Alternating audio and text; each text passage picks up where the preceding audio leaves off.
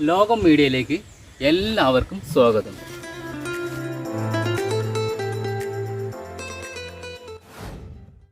ലോകം മീഡിയയിൽ ഇന്ന് കാണിക്കാൻ പോകുന്നത് ആ ഫാമാണ്. താഴ്വാരം എന്ന പേരിലാണ് ആ ഫാം അറിയപ്പെടുന്നത്. അവിടുത്തെ ഫാമിലെ കുറച്ച് പശുക്കളെ കാര്യങ്ങൾ ഇവിടെ ഇതിൻ്റെ ഒരു ഉടമസ്ഥനുണ്ട്, ശില്പി ബാബു എന്ന് പറയും. അപ്പോൾ അദ്ദേഹത്തോട് കൂടുതൽ കാര്യങ്ങൾ നമുക്ക് ചോദിച്ചറിയാം. അപ്പോൾ ഞാനത് ആ ഫാമിലേക്ക് അങ്ങോട്ട് പോവുകയാണ്.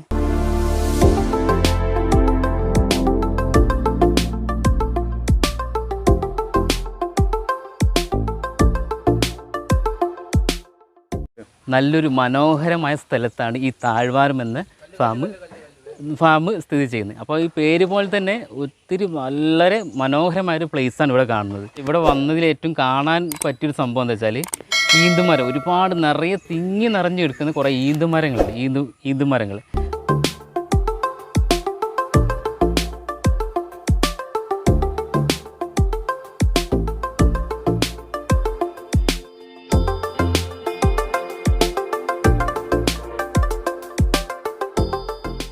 താഴ്വാരം എന്ന ഫാമിൻ്റെ ഉടമസ്ഥനായ ശില്പി എന്ന ബാബുവേട്ടനാണ് ഈ നിൽക്കുന്നത്. അപ്പോൾ ബാബുവേട്ടാ, അപ്പോൾ ഫാമിനെ കുറച്ച് കാര്യങ്ങളാണ് ചോദിച്ചറിയാം. അപ്പോൾ ഇത് എത്ര വർഷമായി തുടങ്ങിയിട്ട്? ഞങ്ങൾ 2019-20 പ്രോജക്റ്റിലാണ് ഗവൺമെൻറ്, അതായത് ഇതിൻ്റെ പ്രത്യേകത വെച്ചാൽ തമിഴ്നാട്ടിൽ നിന്നും പശുക്കളെ കൊണ്ടുവന്ന് കേരളത്തിൽ പാൽ ഉൽപ്പാദനം കൂട്ടാമെന്ന് പറഞ്ഞിട്ടാണ്. ആകെ നമ്മളെ മലപ്പുറം ജില്ലയിൽ 10 പശു യൂണിറ്റ് ഉള്ളത് വേങ്ങര ഗാന്ധിക്കുന്നിലാണ് ഈ ഫാമുകൾ. 10 പശു യൂണിറ്റാണ് നമ്മൾക്ക്. അങ്ങനെ 10 പശുക്കൾ 10 പശു മാത്രമേ ഗവൺമെൻറ് കൊടുക്കുന്നുള്ളൂ. അതെ, 10 പശു മാത്രമേ ഞങ്ങൾ തന്നിട്ടുള്ളൂ. തൊഴുത്ത് കാര്യങ്ങളൊക്കെ ഞങ്ങളെ ഫണ്ട് ഉപയോഗിച്ചാണ് ഞങ്ങൾ ഉണ്ടാക്കിയത് ചെയ്ത്. ലാഭം ഒന്നും തന്നിട്ടില്ല. ഞങ്ങൾക്ക് 10 പശുവിന് 3,83,000 രൂപ സബ്സിഡി ആയിട്ട് തന്നു. അപ്പോൾ അതിലിപ്പോൾ ഞങ്ങൾക്കൊരു 7 ലക്ഷത്തിൽ മേലെ ചിലവ് വന്നിട്ടുണ്ട്. 7 ലക്ഷം മേലെ ചിലവ് വന്നിട്ടുണ്ട്. അതിപ്പോൾ ഞങ്ങൾ ഇപ്പോൾ പാർട്ടി രീതിയിൽ CPIൻ്റെ കുറച്ച് ഇതായിട്ടാണ് ഈ രീതി തുടങ്ങി. ഞങ്ങൾ പാർട്ടി യുവാക്കളും കുറച്ച് എല്ലാവരും ഒരു കൂട്ടായ്മ ആയിട്ട് തുടങ്ങിയത്. ഈ പേരെങ്ങനെ ഇവിടെ താഴ്വാരം ഞങ്ങളെല്ലാവരും കൂടി ഒരു സെലക്ട് ചെയ്ത പേരാണ്. ഞങ്ങളെ രവിയേട്ടന്, പ്രമോദ്, സുബ്രഹ്മണ്യേട്ടന്, നാസറപ്പ്, അങ്ങനെ ഞങ്ങളെല്ലാവരും കൂടി സംസാരിച്ചതിന് ശേഷം ഞങ്ങൾക്കൊരു പേര് കണ്ടെത്തി. അത്രേ ഉള്ളൂ. നല്ല. അപ്പോൾ നിലവിലിവിടെ എത്ര ഇനം പശുക്കളുണ്ട്? എത്ര എണ്ണം ഉണ്ട് ഇവിടെ ഇപ്പോൾ ഉള്ളത്? ഇവരടക്കം ഒരു 11 പേരുള്ളത്. 11 പശുക്കൾ. അതായത് ഞങ്ങൾ ആദ്യം HF കൊണ്ടുവന്നിരുന്നു. HF ജേഴ്സി HF ഇനങ്ങളെ കൊണ്ടുവന്ന് HF കൊണ്ടുവന്നപ്പോൾ ഇവിടുത്തെ കാലാവസ്ഥ താങ്ങാതെ ഭയങ്കരമായിട്ട് കിതപ്പും കാര്യങ്ങളും നല്ല ചൂട് വന്നപ്പോൾ ഞങ്ങളുണ്ടായിരുന്ന 2 HF ഉണ്ടായിരുന്നു, അതിനെ കൊടുത്തു. കാരണം അത് കാലാവസ്ഥ രോഗം ഒരുപാട് ഈ മറ്റേ തൈലോറി അതേമാതിരി അസുഖങ്ങൾ വന്നപ്പോൾ ഞങ്ങൾക്ക് കൊടുക്കേണ്ടി വന്നു. ചികിത്സ ഉണ്ടായിരുന്നു, പക്ഷെ ചികിത്സ ചെയ്താലും അതിലൊരു ഒരുപാട് ഇഞ്ചക്ഷൻ വന്നപ്പോൾ പിന്നെ നമുക്ക് കിട്ടുന്ന പ്രോഫിറ്റ് പാല് വളരെ കുറഞ്ഞു പോയി. പിന്നെ ഞങ്ങൾ നിർത്താൻ പറ്റാത്ത രീതിയിൽ ഞങ്ങൾ വിറ്റുപോയി. ഇപ്പോൾ ഉള്ളത് മുഴുവൻ ജേഴ്സി പശുക്കളാണുള്ളത്. പശുക്കളാണുള്ളത് ഇപ്പോൾ ഉള്ളത്. ഒന്ന് നാടൻ എന്ന് പറഞ്ഞാൽ ക്രോസാണ്. പിന്നെ ഇതൊക്കെ ഇപ്പോൾ ഞങ്ങളിവിടെ കൊണ്ടുവന്നതിന് ശേഷമുള്ള കുട്ടിയാണ്. ഇപ്പോൾ ഇവിടെ ഞങ്ങൾ ഒരു കുത്തിവെപ്പ് നടത്തിയിട്ടുണ്ട്. ഏകദേശമൊക്കെ ഒരു വർഷം കൊണ്ട് പ്രസവിക്കാനുള്ള ഇത് വരും. ഇവിടെ ഉണ്ടായ കുട്ടിയാണ് നമ്മളിവിടെ ഉണ്ടായ കുട്ടിയാണ്. അതും ഇതൊക്കെ. അപ്പോൾ പശുക്കൾക്ക് ഇവിടെ എത്ര ലിറ്റർ പാൽ ഒരു ദിവസം കിട്ടും? ശരാശരി ഇപ്പോഴത്തെ ഇതിൽ ചോദിച്ചാൽ ഒരു 40-45 ലിറ്റർ പാലേ ഉള്ളൂ. അതായത് ഒരു ദിവസം. അതിൽ ഇപ്പോൾ ഞങ്ങളിതിലിപ്പോൾ 3 പശുക്കൾ ഗർഭിണികളാണ് പ്രസവിക്കാനായതുകൊണ്ട്. അപ്പോൾ അതും കൂടി ഇപ്പോഴത്തെ അവസ്ഥ പറയണ്ടേ. ആദ്യം തുടങ്ങിയ സമയത്ത് ഒരു 60-65 ലിറ്ററോളം പാല് കിട്ടിയിരുന്നു. ഇപ്പോൾ പിന്നെ ഇങ്ങനെ കുറച്ച് കറവ് പറ്റിയത്, പിന്നെ ഗർഭിണിയായത്, കുത്തിവെച്ച് അങ്ങനെ കുറേ ഐറ്റംസ് ആയതുകൊണ്ട് ക്രമേണ പിന്നെ പാല് നല്ല സീലിംഗ് ആണ്. കുറച്ച് ഞങ്ങൾ അല്ലല്ല ഞങ്ങളിപ്പോൾ മെഷീൻ വെച്ച് കറവ് മെഷീൻ ഉണ്ട്. ആ മെഷീൻ നാസർ പറഞ്ഞ ആൾ കറക്കും ചെയ്യും. മെഷീനിലും കറക്കും. അതുപോലെ തന്നെ പിന്നെ ഞങ്ങൾ മെഷീനിൽ പാക്ക് ചെയ്തിട്ട് ഇവിടെ ഈ പ്രദേശത്ത് എല്ലാ വീടുകളിലും, അതായത് നമ്മളെ കുട്ടികൾക്കാണ് ഈ പാല് കൊടുക്കേണ്ടത്. നമ്മൾ നല്ല തലമുറയാണ് നമ്മൾ വാർത്തെടുക്കേണ്ടത്. അതുകൊണ്ട് നമ്മളെക്കൊണ്ട് കഴിയുന്ന പാല് എല്ലാ വീടുകളും, ഞങ്ങളിപ്പോൾ ഒരു 200 ചില്ലറ വീടുകൾ ദിവസം സെയിൽ ചെയ്യുന്നുണ്ട്. രാവിലെ കൊടുക്കും, രാവിലെ വൈകിട്ടും വൈകിട്ടും കൊടുക്കും. 2 നേരമായിട്ട്. ഈ 2 നേരം കൂടിയാണ് 40 40. ഇപ്പോൾ ഇത് കൂടുതൽ പിന്നെ ഒരാഴ്ച കഴിഞ്ഞാൽ കുറച്ചുകൂടി കൂടും, കാരണം പ്രസവിക്കാനായതുകൊണ്ടാണ്. അതാണ് ഇപ്പോൾ. ഈ പ്രസവിച്ച് കഴിഞ്ഞ പിന്നെ എത്ര ദിവസം പ്രസവിച്ചാൽ ഒരു 10 ദിവസം കഴിയാതെ ഞങ്ങൾ കൊടുക്കൂല, പാൽ കൊടുക്കൂല. കുട്ടിക്ക് കൊടുക്കും, കറന്ന് കളയും ചെയ്യും കുറച്ച്. പിന്നെ ബാബേട്ടാ, പ്രസവിച്ച പശുവിന് എത്ര മാസം വരെ കറക്കാം? ഒരു ശരാശരി ഞങ്ങളിപ്പോൾ കൊണ്ടുവന്നിട്ട് ഞങ്ങൾക്ക് കൂടുതൽ എക്സ്പീരിയൻസ് ഒന്നുമില്ല. ഞങ്ങളിപ്പോൾ കൊണ്ടുവന്ന് കഴിഞ്ഞ് ഇവിടെ കുറച്ച് കഴിഞ്ഞപ്പോൾ പ്രസവിച്ചു, ഒരു 8 മാസം 9 മാസം വരെ കറക്കാം, 10 മാസം വരെ. അതിൻ്റെ അടിയിൽ ഗർഭിണിയായി കഴിഞ്ഞാൽ അവർ 8 മാസം കഴിഞ്ഞാൽ പിന്നെ അതിൻ്റെ കാര്യങ്ങളൊക്കെ തുടങ്ങും. അപ്പോൾ നമ്മളെ ഡോക്ടർ വന്ന് കുത്തി വെച്ച് കഴിഞ്ഞാൽ പിന്നെ പാല് കുറഞ്ഞു വരും. കറവ് നിർത്തും പറഞ്ഞാൽ ഒരു 1.5 ലിറ്ററൊക്കെ ആകുമ്പോൾ ഞങ്ങൾ ഇതിനെ കറക്കൂല. ഏകദേശം ഒരു 8-9 മാസം വരെ, 10 മാസത്തിനുള്ളിൽ കറവ് പറ്റും. ഇതൊരു വരുമാന മാർഗ്ഗം മുന്നോട്ട് പോകാൻ സാധിക്കുന്നുണ്ടോ? അതിന് കുഴപ്പമൊന്നുമില്ല. അത്യാവശ്യം പാല് കിട്ടിക്കഴിഞ്ഞാൽ ഇപ്പോൾ നമ്മളെ ലോക്കൽ പിന്നെ വീടുകൾ കൊടുക്കുമ്പോൾ നമുക്കൊരു ലിറ്ററിന് 60-65 രൂപ കിട്ടുന്നുണ്ട്, 1 ലിറ്റർ. പക്ഷേ സൊസൈറ്റി കൊണ്ടു കൊടുക്കുമ്പോൾ നമുക്ക് 40 രൂപ മാത്രമേ കിട്ടുന്നുള്ളൂ. 40 താഴെയാണ് ഇവിടെ കിട്ടുന്നത്. അപ്പോൾ പിന്നെ എന്ന് വെച്ചാൽ ഞങ്ങളിപ്പോൾ ഒരു 2-3 ഫാമിലി ഇതിൽ കൊട്ടി ജീവിക്കുന്നത്. കാരണം എന്താ വെച്ചാൽ നമ്മൾ പുല്ലരിയാൻ, പിന്നെ അതേമാതിരി ഇവിടെ നോക്കാൻ, പിന്നെ അതുപോലെ ഞങ്ങൾ ചാണം പാക്ക് ചെയ്ത് കൊടുക്കാൻ, അങ്ങനെയൊക്കെ ആകുമ്പോൾ നമ്മൾ ഒരു 4 കുടുംബത്തോളം ജീവിക്കുന്നുണ്ട്. ഇതുകൊണ്ട് അതും ജീവിക്കുന്നുണ്ട്. അപ്പോൾ അതൊരു വരുമാനമാണ്. ഞങ്ങൾ കടലില്ലാതെ ഇങ്ങനെ മുന്നോട്ട് പോകുന്നുണ്ട്. ചാണകം ഇപ്പോൾ നിങ്ങൾ കണ്ടില്ലേ അവിടെ കുഴി, അതിൽ നിന്ന് ഞങ്ങളിവിടെ ഉണക്കിയിട്ട് പാക്ക് ചെയ്ത് ഇപ്പോൾ കഴിഞ്ഞ ഈ വേനലിൽ അത്യാവശ്യം ഒരു 1500 തപ്പോളം ഞങ്ങൾ വിൽപ്പന നടത്തി. അത് പ്യുവർ ചാണകം, ഒരു കച്ചറ ഒന്നും ഇല്ലാത്ത. ഇവിടെ വന്നിട്ട് ഞങ്ങൾ വണ്ടികൾ ഓരോ വീടുകൾ ഓർഡർ അനുസരിച്ച് വയലുകൾക്കും മറ്റുള്ളവർക്കും കൊടുക്കുന്നുണ്ട്. ഓക്കെ. എന്തൊക്കെ തീറ്റകളാണ് പശുവിന് ഇപ്പോൾ നൽകിക്കൊണ്ടിരിക്കുന്നത്? നമ്മൾ ഈ പശുക്കൾക്ക് നമ്മൾ ഇവിടെ കേരള ഫീഡ്സ് അത് കൊടുക്കും. പിന്നെ തവിട്, പിന്നെ സോയാബീന്, പിന്നെ ചോളത്തിന് പൊടി, അങ്ങനെ മിക്സ് ചെയ്തിട്ടാണ് കൊടുക്കൽ.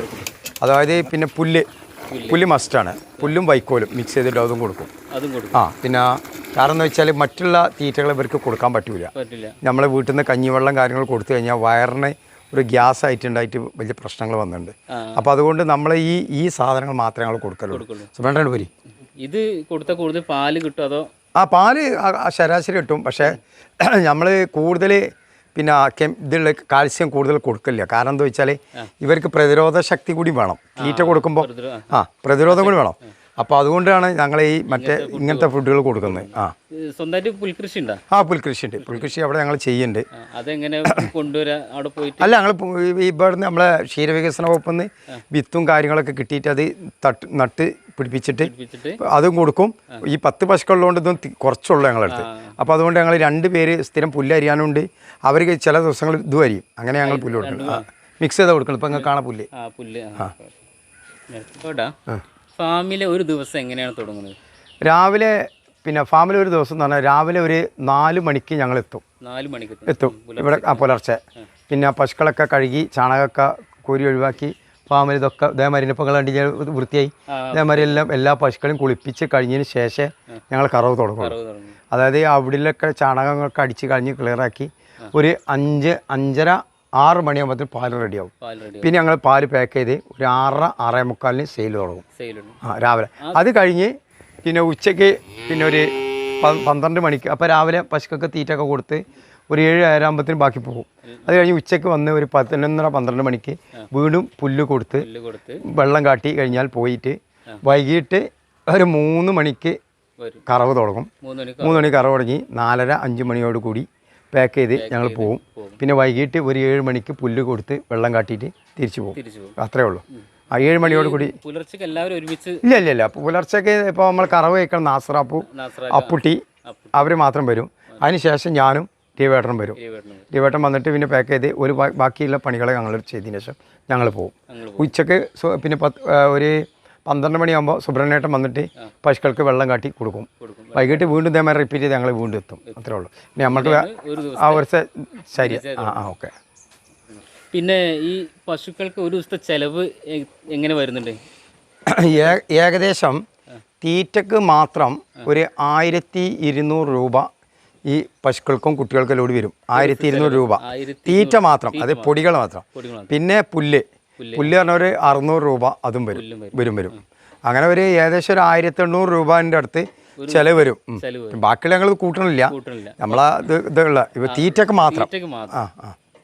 ബാബേട്ടാ, ഗർഭിണിയായ പശുക്കൾക്ക് പ്രത്യേകിച്ച് പരിചരണോ അല്ലെങ്കിൽ പ്രത്യേകിച്ച് ഫുഡുകളോ അങ്ങനെ എന്തെങ്കിലും നൽകലുണ്ടോ? അല്ല, പ്രത്യേകിച്ച് ചോദിച്ചാൽ ഗർഭിണികൾ ഞങ്ങളിപ്പോൾ മറ്റുള്ള പശുക്കളെക്കാളും കാലിത്തീറ്റ, അതായത് ഈ പാല് കിട്ടുന്ന ഒരു തീറ്റ ഉണ്ട്, അതായത് കേരള ഫീഡ്സ്, അത് കുറച്ചിട്ട് പൊടി ഐറ്റംസുകൾ കൂടുതൽ കൊടുക്കും ഗർഭിണികൾക്ക്.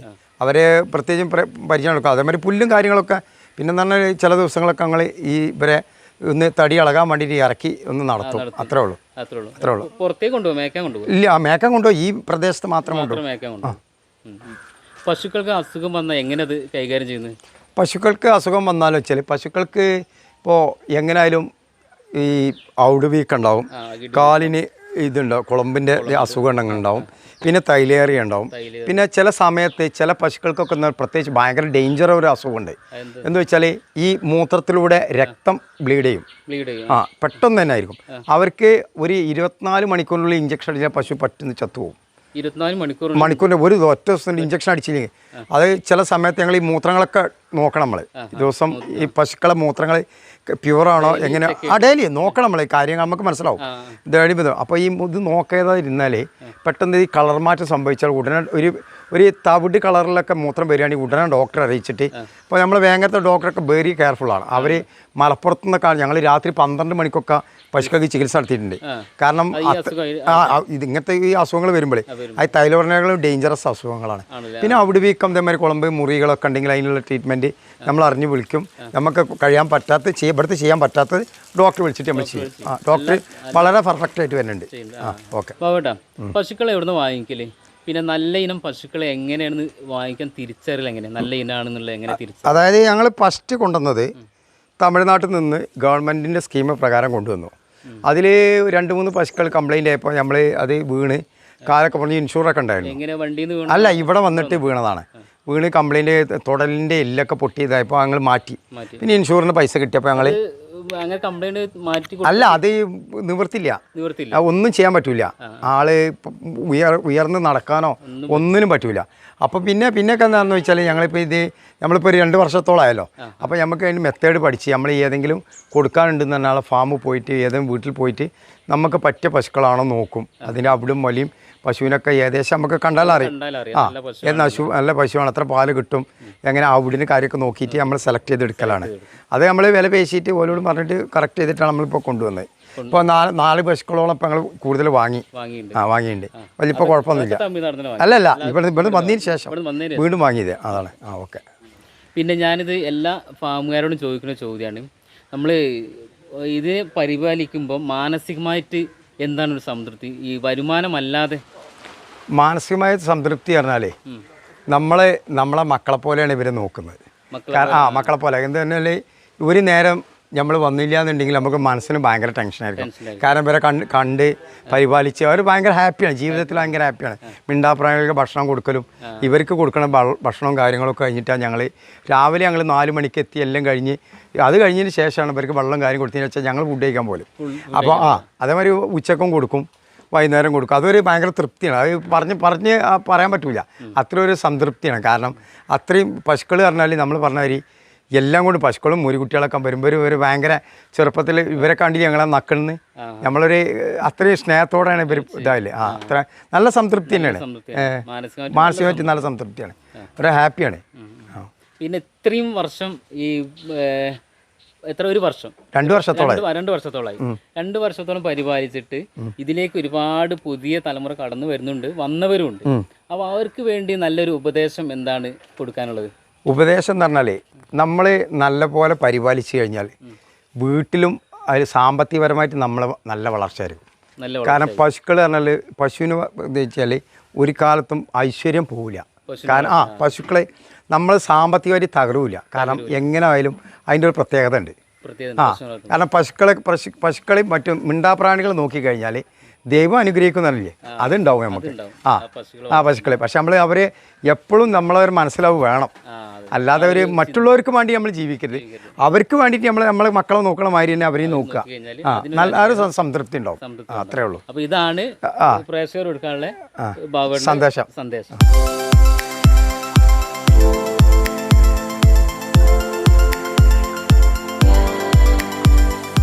ചാണകം രണ്ട് നേരത്തെ പോലെ ചാണകം വാരിയിട്ടുണ്ടാവും. കാരണം രാവിലെയും മൊത്തം കഴുകിയിട്ട് ചാണകം മൊത്തം വാരി ആ കുഴി കൊണ്ടിടും. അതേപോലെ വൈകിട്ടും കൊണ്ടുവിടും. ഈ മഴ പിന്നെ ഒന്നും ചെയ്യാൻ പറ്റില്ല, സ്റ്റോക്ക് ചെയ്യാൻ മാത്രമേ പറ്റുള്ളൂ നമുക്ക്. ഇനി മഴ ഒന്ന് ഇതാണ്, മഴ ഒന്ന് മാറിക്കഴിഞ്ഞാൽ പുറത്തേക്ക് വാരിടും. പിന്നെ വാരി കഴിഞ്ഞതിന് ശേഷം പിന്നെ ചാക്കാക്കിയിട്ട് പിന്നെ ആവശ്യക്കാർ ഒരുപാടുണ്ട്. ഞങ്ങൾ ചാക്കാക്കി വെക്കുമോ? അല്ല, ഞങ്ങൾ അങ്ങനെ ഒരുമിച്ച് കൊടുക്കുന്നുണ്ട്. ഇവിടെ 10,000-2000 മേലെ തപ്പ് ചാണകം ഉണ്ടാവും. അത് വണ്ടി കൊണ്ടുപോകാതെ അവിടെ തപ്പാക്കിയിട്ട് അല്ല അങ്ങനെയും കൊടുക്കും. ചില്ലറ ആവശ്യക്കാർക്ക് കൊടുക്കും. പിന്നെ ഉണക്കി പൊടിച്ചു കൊടുക്കും. പിന്നെ വലിയ വലിയ നഴ്സറി ഒരു ഓർഡർ ചെയ്യും. അതിനനുസരിച്ച് അവർ അവിടെ കൊണ്ടുപോയി വിട്ടു കൊടുക്കും. നഴ്സറി ആളുകൾ വരാറുണ്ട്. ഉണ്ട്. അപ്പോൾ കഴിഞ്ഞ ദിവസം കോഴിക്കോട്ടേക്ക് അങ്ങോട്ടൊക്കെ ഇഷ്ടംപോലെ പിന്നെ ഇപ്പോൾ ഞങ്ങൾ ഒരുപാട് ഫെസിലിറ്റീസ് ആലോചിക്കുന്നുണ്ട്. ഇവിടെ അങ്ങനത്തെ കുറച്ച് പോത്തുകളൊക്കെ ആലോചിക്കുന്നുണ്ട്. വലിയൊരു ഫാമാക്കാനുള്ള പരിപാടി തന്നെയാണ്. പിന്നെ പ്രത്യേക സാഹചര്യം ഞങ്ങൾക്ക് അറിയാലോ. പശു, പോത്ത്, ആടുകൾ സ്ഥലമുണ്ട്. ഒരു 1.5 ഏക്കറോളം സ്ഥലമുണ്ട്. പറ്റിയ സ്ഥലമാണ്. താഴെ വെള്ള സൗകര്യം ഇഷ്ടംപോലെ ഉണ്ട്. വലിയൊരു കിണറും കാര്യമൊക്കെ ഞങ്ങൾ ചെറുപ്പക്കാർ കൂടി എടുത്താണ് ഇങ്ങനെ. എല്ലാവരും കൂട്ടായ്മ ഉള്ളൊരു ഫാമാണിത്. അതെ. ഞങ്ങൾ പഴയ കാലത്ത് ഞങ്ങൾ ഒക്കെ സ്നേഹിതന്മാരാണ്. അപ്പം ഞങ്ങളിങ്ങനെ ആലോചിച്ചപ്പോൾ നമുക്ക് ഒരുമിച്ചിരിക്കാനും എന്തെങ്കിലും ചെയ്യേണ്ടത്, വേസ്റ്റ് ചെയ്യുന്ന സമയത്ത് എന്തെങ്കിലും ചെയ്യാനും വേണ്ടി ആലോചിച്ചാണ്. ഒക്കെ ഞങ്ങൾ സ്നേഹിതന്മാരാണ്. ഒക്കെ ഞങ്ങൾ നാസർ, സുബ്രഹ്മണ്യൻ, ഞാൻ, പിന്നെ എൻ്റെ പേര് പ്രമോദ്. ഞാൻ മുനിസിപ്പാലിറ്റി മുന്നേ പാവമായിട്ട് എല്ലാ കാര്യങ്ങളും വിശദീകരിച്ച് തന്നിട്ടുണ്ട്. അപ്പം കുറെ കാര്യങ്ങൾ വിശദീകരിച്ച് തന്നിട്ടുണ്ട്. അതൊക്കെ തന്നെ. പിന്നെ അപ്പൊ ഇനിയും വലിയ ഫാം എന്തായാലും ഒരു വർഷം കൊണ്ട് ഞങ്ങൾ നന്നാക്കി ഡെവലപ്പ് ആക്കുന്നത്. ടൈമിനോട് തന്നെയാണ് എല്ലാവരും വലിയ ഫാമാക്കി എടുത്തത്. പിന്നെ പ്രത്യേകിച്ച് ആരും ജോലിക്ക് ആരുമില്ല. ഞങ്ങൾ തന്നെ ജോലി. ഞങ്ങൾ പാർട്ട് ടൈം ഒരു സമയം വെച്ചിട്ട് 1 മണിക്കൂർ, ഇപ്പോൾ ഉച്ചൻ്റെ ശേഷം 2 മണിക്ക് ഒന്നിൻ്റെ ശേഷം 4 മണി വരെ ഞാൻ, അത് കഴിഞ്ഞിട്ട് പിന്നെ 5 മണിൻ്റെ ശേഷം വേറെ ആള്, രാവിലെ കറക്കാൻ വേറെ ആള്, അങ്ങനെ എല്ലാം. അപ്പം തരാം നമുക്കൊരു ജോലിക്കാരൻ്റെ ഒരുപാട് കിട്ടും. നല്ലൊരു ഭാരം വരില്ല. എല്ലാവർക്കും അതിൻ്റെ പോവുകയും ചെയ്യാം. അത്രേ ഉള്ളൂ. അങ്ങനെ കാര്യമായിട്ടൊന്നും ചിലവൊന്നും അങ്ങനെ വരുന്നില്ല. പിന്നെ വരുമാനം എന്ന് പറഞ്ഞാൽ കുറഞ്ഞ വരുമാനമുള്ളൂ. ഞങ്ങളിപ്പോൾ അതിൽ സന്തോഷമുണ്ട്. കാരണം നമുക്ക് എന്തിട്ടില്ല നമ്മളതല്ലേ ചെയ്യുമ്പോൾ ആ സന്തോഷമുണ്ട്. അത്രേ ഉള്ളൂ. പിന്നെ ചെറുപ്പക്കാർക്ക് പങ്കെടുക്കാൻ പറ്റിയ നല്ല പരിപാടി. കാരണം നമുക്കൊരു മനസ്സിന് സംതൃപ്തി തരും. പിന്നെ ഇവിടെ അതിന് മുമ്പ് ഒരുപാട് പശുക്കുട്ടികളുണ്ട്. ഇഷ്ടം പോലെ 8-10 കുട്ടികളുണ്ടായിരുന്നു. 8-10ഓളം പശുക്കുട്ടികളുണ്ട്. ആ ഒരു പ്രായപ്പോൾ എല്ലാത്തിനും വിറ്റ് ഒഴിവാക്കി. ഞങ്ങൾ ചില സൗകര്യത്തിന്റെ ഇതുണ്ട്, അതുകൊണ്ട് എല്ലാത്തിനും വിറ്റ് ഒഴിവാക്കി. പിന്നെ ഇതൊക്കെ പ്രസവിക്കാനായ ഇത് പ്രസവിക്കാറായ പശുവാണ്. ഇതിലിപ്പോ ഈ പശു മാത്രമോ പ്രസവിക്കാറായത്, അതോ ബാക്കി പ്രസവിച്ചതുണ്ടോ? ഇല്ല, ഇതൊക്കെ ഞങ്ങളിപ്പോൾ എന്താ പറയുക, ഇങ്ങനെ കഴിഞ്ഞ സമയത്താണ് ഞങ്ങൾ ഒഴിവാക്കിയിട്ട് വേറെ പാല് വറ്റൽ തുടങ്ങിയാൽ പിന്നെ വേറെ നല്ല ഐറ്റം കൂടുതൽ പാല് കിട്ടുന്ന പശുക്കളെ കൊണ്ടുവരും. നല്ല ഐറ്റം കൂടുതൽ പാല് കിട്ടുന്ന പശുക്കൾ കൊണ്ടുവരും. ഇവരപ്പം